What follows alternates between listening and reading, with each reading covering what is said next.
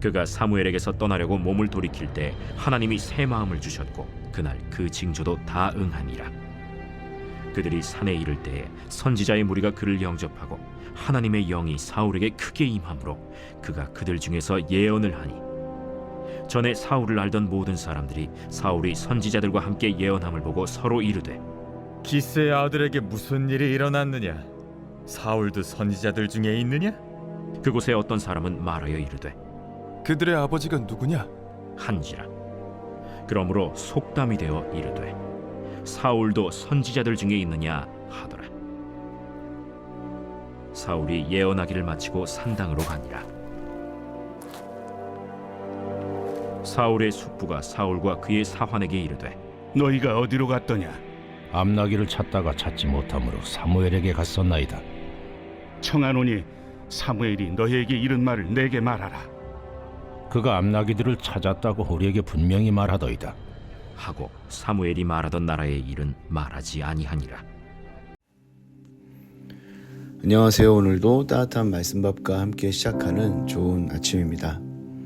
사무엘이 사울에게 예언한 대로 하나님의 영이 사울에게 강력하게 임하였습니다. 이에 사울은 마음이 변하여서 예언자들 중 하나처럼 예언을 하게 되었습니다. 사울이 예언하는 모습을 본 사람들은 놀라면서 기스의 아들이 어떻게 예언자가 되었느냐고 말했습니다. 너무 이해할 수 없는 일이 일어나서 이에 대한 속담이 생길 정도였습니다. 아마도 사울은 이 체험을 통해서 하나님께서 자신을 왕으로 세우신다는 사실을 더 분명하게 알게 되었을 것입니다. 그러나 사무엘의 예언이 성취되고 또 이런 놀라운 체험을 함에도 불구하고 이것을 정말 믿는다는 것은 사울에게 결코 쉽지 않은 일이었을 것입니다. 그것을 보여주는 장면이 사울의 삼촌이 사무엘이 해준 말이 무엇인지를 물을 때 사울은 사무엘이 암나기를 이미 찾았다고 분명히 이렇게 말해주는, 그래서 걱정하지 말라는 그런 말을 해줬다라는 이야기만 할 뿐 자신에게 왕이 될 것을 예언했다는 이야기를 하지 않았다는 겁니다. 우리도 그렇습니다. 하나님께서 우리에게 하시고자 하는 일을 말씀하시고 또 우리가 그것을 느낄 때 한편으로는 그것이 믿기고 또 한편으로는 그것을 느끼면서도 이제 여전히 뭔가 믿겨지지 않는 그런 부분들이 있다라는 것이죠. 사실 성화의 과정에, 그러니까 하나님의 사람으로 거룩해지는 이 과정에 늘 이런 일이 일어납니다. 하나님은 우리를 거룩하게 그리고 위대하게 쓰시기를 원한다는 것이 느껴질 때가 있지 않습니까? 말씀을 들을 때 하나님이 성령으로 또 기도 가운데 우리에게 그렇게 그것들을 원하고 기대하신다는 것을 알게 하지 않습니까?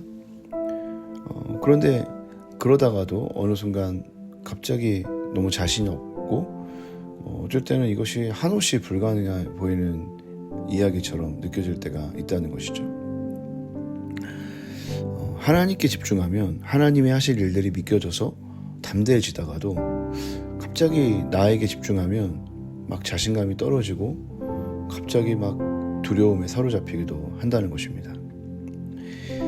사울의 침묵이 두려움이 아닐지도 모릅니다. 어떤 학자들은 그가 신중하고 겸손한 마음 때문에 비록 그 사무엘의 예언을 들었지만 쉽게 이렇게 얘기하지 않고 침묵했을 것이라고 추정하는 사람도 있습니다. 사실 사울의 겸손과 신중함에서 나온 침묵인지 아니면 두려움이나 불신에서 나온 침묵인지를 정확히 알기는 어렵습니다.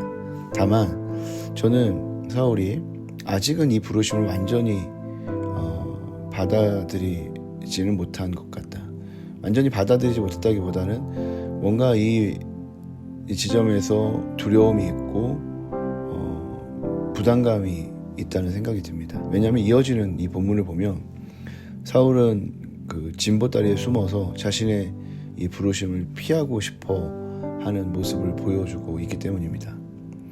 물론 겸손과 신중의 태도일지도 모르지만 그러나 하나님의 부르심과 기대는 하나님께 집중할 때만 계속되는 겸손으로 이어질 수 있습니다. 혹시 겸손하게 시작했다 할지라도 자신에게 집중하는 태도는 결국 두려움으로 변할 수 있습니다.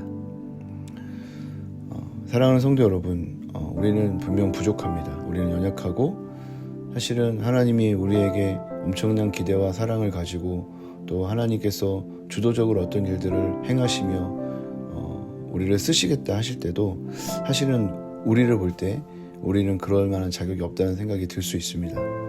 그러나 하나님은 부족한 우리를 위대하게 하실 만큼 위대하십니다. 하나님께 집중하는 것이 정말 중요합니다. 하나님의 말씀에 집중하고 하나님이 우리를 바라보시는 것에 집중하는 게 중요합니다. 그래야 겸손하면서도 또 담대하게 위대한 하나님의 일을 이룰 수가 있는 것입니다.